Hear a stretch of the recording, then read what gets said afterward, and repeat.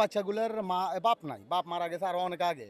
কিন্তু দেখা গেছে যে এখানে ৩টা মেয়ে একটা মা নিয়ে ভাড়া থাকে এখানে। এই ৩টা মেয়ে নিয়ে আছে। এখন এই যে লোকটার সাথে কি দ্বন্দ্ব ছিল জানি না, কিন্তু সে ঘরের ভিতরে ঢুকি তাদেরকে কোবান শুরু করছে।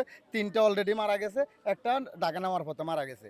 এই আমি শুনছি, আমি আইসা দেখি আমার দোকান থেকে দেখি যে রক্ত মাখা একটা মেয়েকে এইভাবে কুলো করে নিয়ে আসতেছে। তো আমি সেই সাথে সাথে আইসা শুনি কি এখানে আনসারে শুনি যে মারা গেছে। এই যে তিনজন দেখছি, একজন মেডিকেলে নেওয়ার পথে মারা গেছে, এটাই জানছি, বুঝছেন। আমি শুনছি যে এরা বলে ভাইরের ভাড়া থাকে এখানে। ওটা শুনে আর কি আমরা এখানে আসছি, আমাদের ছাত্রী ছিল তো ওইটার জন্য। খুব ভালো ছিল ওরা, খুব স্টুডেন্ট, এটা বলতে পারি, এটা আমরা জানি না। আমি দোকানে ছিলাম, পরে আমার বাসা থেকে বলছে যে এখানে একজন মানুষের মারতে আছে, তুই তাড়াতাড়ি আয়। পরে আমি আইসিয়া দেখছি যে ওর আম্মু আর ওর বন্ধু, যে বড় দুইজন রে ওরা নিয়ে যাইতেছে। পরে আমি ওদের বাসায় ঢুকছিলাম আর দেখছিলাম ছোট মেয়েটারে। পরে আমি আরেকজনে ওই ছোট মেয়েটারে উড়ে নিছি।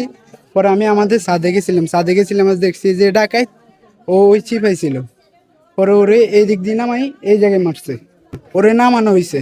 অনেকজন ওই এই এটা দিয়ে উঠে তারপরে নামাইছে আর কি।